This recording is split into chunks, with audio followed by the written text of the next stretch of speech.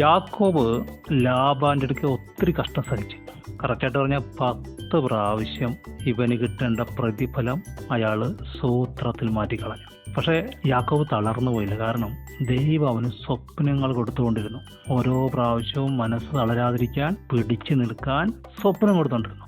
അവസാനം ഇവന്റെ ഭാര്യമാരോട് പറയുന്നുണ്ട്, നിങ്ങളുടെ അപ്പൻ എന്നെ ചതിച്ചു, പക്ഷെ എൻ്റെ അപ്പൻ്റെ ദൈവം എന്നെ സഹായിച്ചത് കൊണ്ട് ഞാൻ ഇന്നും ധൈര്യത്തോടെ ജയത്തോടെ നിൽക്കുന്നു.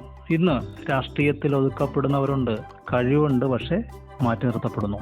വേറെ പല കാര്യങ്ങൾ പറഞ്ഞ് സൂത്രങ്ങൾ കാണിച്ച് കഴിവുള്ളവരെ മാറ്റി നിർത്തുന്നു.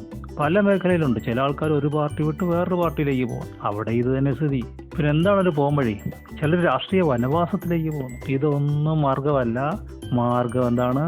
ഭൂമിയിലെ സകല മാനുഷ അധികാരങ്ങളെയും വാഴുന്നത് ദൈവമാണെന്ന് തിരിച്ചറിയുക. ദൈവത്തിൽ അഭയം തേടുക. കുരികിലൊരു വീടും മീവൽ പക്ഷി കുഞ്ഞുങ്ങൾക്കൊരു കൂടും കണ്ടെത്തിയിരിക്കുന്നു. കർത്താവും യഹോവയുമേ അങ്ങയുടെ യാഗപീഠങ്ങളെ തന്നെ. കർത്താവിലേക്ക് നിങ്ങളുടെ പ്രയത്നങ്ങളെ സമർപ്പിക്കുക.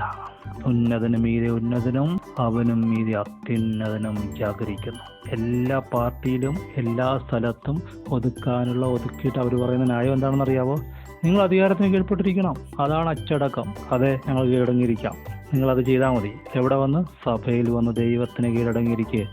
ദൈവം വെളിപ്പെടുത്തി കൊടുക്കും അധികാരത്തിന്റെ വിനിയോഗം എന്താണെന്ന്. വചനമുണ്ട്, ധനവാന്മാരെ, യജമാനന്മാരെ, നിങ്ങൾക്കും സ്വർഗത്തിലൊരു യജമാനനുണ്ടെന്നറിഞ്ഞ് നീതിയും ന്യായവും പ്രവർത്തിപ്പീൻ. ലാബാനെ, യാക്കോബിനോട് ഗുണമെങ്കിലും ദോഷമെങ്കിലും പറയാതിരിപ്പാൻ സൂക്ഷിച്ചു കൊള്ളുക.